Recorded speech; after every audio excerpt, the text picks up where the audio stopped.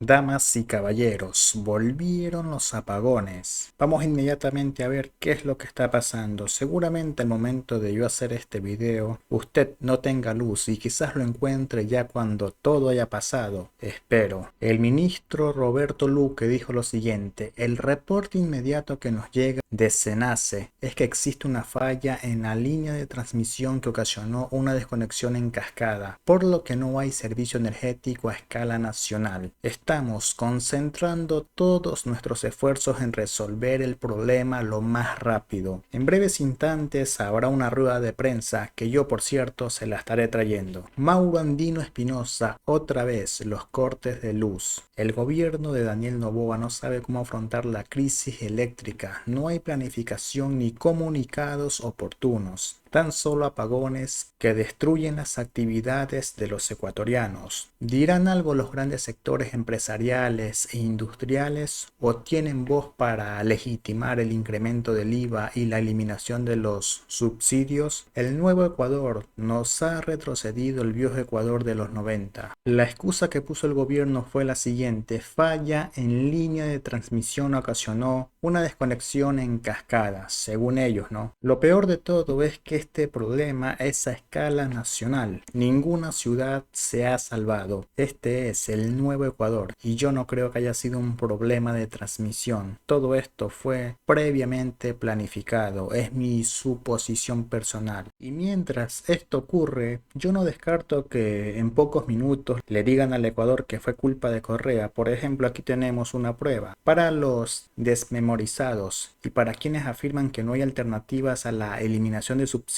recuérdenles que con la RC los precios de los combustibles se mantuvieron estables durante una década. Rescatemos la memoria. ¿Qué dijo Carlos Rojas Araujo? Quizás si se hubieran manejado los precios de los combustibles con una lógica más realista de mercado, no se hubieran acumulado tantos años de subsidio estatal enfocados a sostener una falsa estabilidad. Entonces, los posteriores ajustes hubiesen sido menos traumáticos. O sea que para Carlos Rojas, los ajustes siempre se deben hacer al precio de los combustibles para afectar al pueblo ecuatoriano. Pero muy lejos de esto, tenemos que decir que Carlos Rojas piensa que es culpa de Correa. Pero bien, yo sé que algunos de ustedes quieren saber si es que es verdad que Correa, cuando estuvo como presidente del Ecuador y que actualmente es el exmandatario y que no está desde hace 7 años, y recuerdo esto porque hay algunas personas que creen que es culpa de Correa, veamos cómo Ecuavisa, don Alfonso Espinosa de los Monteros, otros periodistas de este canal daban buena fe de las obras de Rafael Correa. No lo dice Rafael Correa, no lo dicen los correístas, lo decía el propio Ecuavisa cuando el Ecuador se beneficiaba de esto. Escuchemos.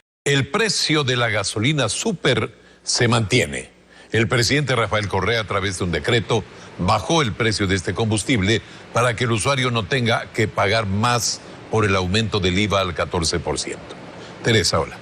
¿Qué tal, Alfonso? Amigos, bienvenidos. El Ministerio de Hidrocarburos anunció que el precio del galón de súper en las terminales de despacho quedó fijado en $1.46. Antes costaba $1.50. Juan Carlos Aisplúa nos informa.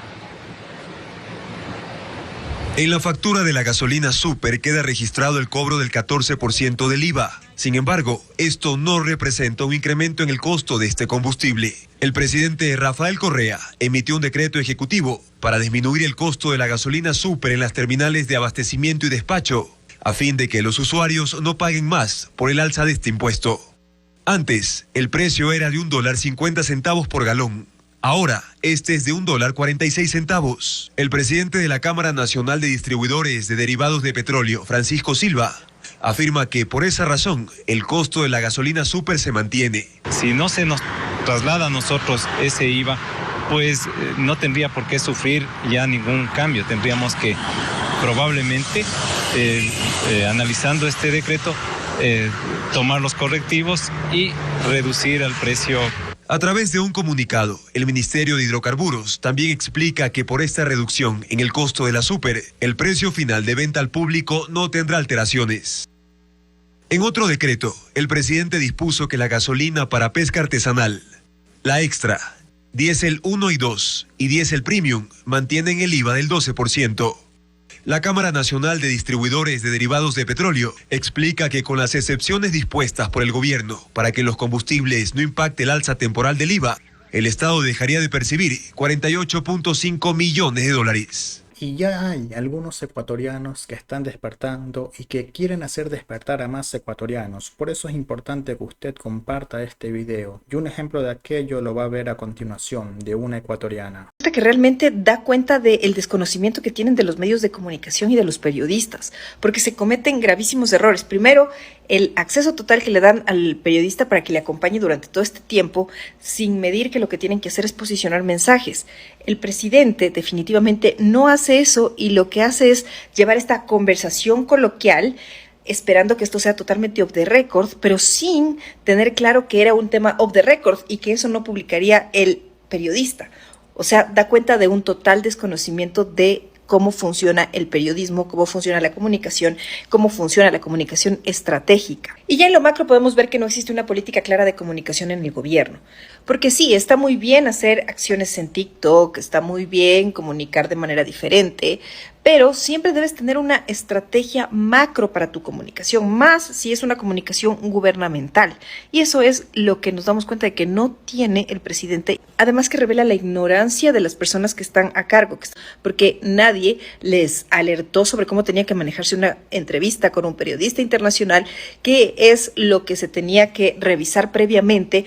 O sea, tienes que investigar al periodista, tienes que saber con quién va a tener todo este acceso el presidente de la República, tienes que saber qué estilo maneja este periodista, tienes que además analizar qué es lo que le vas a decir y sobre todo saber qué es lo que quieres ir posicionando para la construcción de una narrativa positiva para tu gobierno y también para tu imagen como presidente. Entonces sí, definitivamente el actual gobierno se jaló el año en comunicación. Y bueno, ya para cerrar este tema, el tratar de desacreditar a un medio como el New Yorker o al periodista que es Jolie Anderson, realmente es un tiro al pie. ¿Por qué? Porque es un periodista internacional reconocido con 45 años de trayectoria que ha hecho perfiles de Hugo Chávez, de Pinochet, de Saddam Hussein, del Che Guevara. Entonces es un periodista experto en temas latinoamericanos y también ha cubierto guerras en Siria. No se puede tratar de desacreditar a un periodista de esa trayectoria, un medio de comunicación. Es una pésima estrategia. Además que continúa reforzando la idea de que en realidad en Carondelet no tienen idea de hacia dónde ir con la comunicación de gobierno. Esa es la situación, pero si aún le falta más información a usted acerca de todo esto, el día de hoy compareció el ministro de Finanzas y dio detalles del acuerdo real con el FMI. Y no va a creer usted la conclusión y lo que se descubrió. Un pequeño detalle le voy a dar a continuación por parte de la asambleísta Gisela Garzón, comentando qué fue lo que ocurrió el día de hoy. No es casual lo que estamos viviendo, ni siquiera en los términos en los que los ministros se pronuncian públicamente. Ayer en la rueda de prensa dijeron que los subsidios eran gastos fiscales ineficientes. ¿Idea de comunicación del gobierno? No. Medios de comunicación, no, compañeros. Punto 55 de la Carta de Intención. Las autoridades se han comprometido a realizar nuevos y ambiciosos esfuerzos fiscales para garantizar la sostenibilidad presupuestaria y situar la deuda en una firme senda descendente. Y entre el párrafo dice medidas como la racionalización de los gastos fiscales ineficientes para anclar las finanzas públicas en fuentes de ingresos fiables y reducir la dependencia del petróleo. Eso dice el punto 55. ¿Idea de los ministros, idea de la viceministra? No. Es lo que dice el fondo tal cual, puesto en una línea de comunicación. ¿Qué más dice aquí, en este documento? En la condicionalidad del programa, numeral 46. Un piso sobre el NOPB, incluyendo los subsidios a los combustibles, un piso sobre el saldo global y un piso sobre la variación de stock de reservas internacionales netas. Si esto no es lo suficientemente grave, la siguiente fotografía, por favor. Existe una tabla donde se establecen criterios cuantitativos de rendimiento y objetivos indicativos dentro del acuerdo con el Fondo Monetario. Y el punto 8 dice variación de las existencias del N y R suelo, es decir, están comprometiéndose, entre otras cosas, en efecto, la eliminación de los subsidios, pero además, lo que dice más arriba, por ejemplo, es que se acumularán los depósitos del sistema público no financiero en el Banco Central y se comprometen a no mover esos recursos. Entonces, ¿para qué nos estamos endeudando? hasta el 2028. ¿Qué vamos a hacer con esos recursos? ¿Se va a traducir en vialidad en nuestras provincias? No, porque en el acuerdo, en la tabla que se está exponiendo ahora en la pantalla, se comprometen a que eso no se mueva, se comprometen a que eso llegue y se quede estático. Y adicionalmente se comprometen en efecto a subsanar ciertos temas, dice el acuerdo, en materia de seguridad social. Y están hablando en efecto de las atenciones médicas y una serie de cosas adicionales. Entonces, ¿qué va a pasar? ¿Le vamos a quitar dinero al Ministerio de Salud para darle al IES? Porque están hablando en efecto de eso, de subsanar la deuda. ¿Pero en qué términos vino la deuda? En el aumento de atenciones del sector público a los jubilados, a los pensionistas y a los hijos hasta 18 años. En función de eso es que el sistema de seguridad social y la red médica de la seguridad social es que amplió la cobertura y la atención. Había la red pública de salud y también los servicios que brindaba la seguridad social. Entonces, si eso lo han entendido como deuda, cuando los recursos se quedan en las mismas arcas fiscales, entonces no están subsanando nada. Están pasando de un bolsillo al otro, pero haciendo exactamente lo mismo, afectando a una institución, diciendo que benefician a otra. Y de momento eso ha sido todo, nos vemos en un siguiente video. Suscríbase.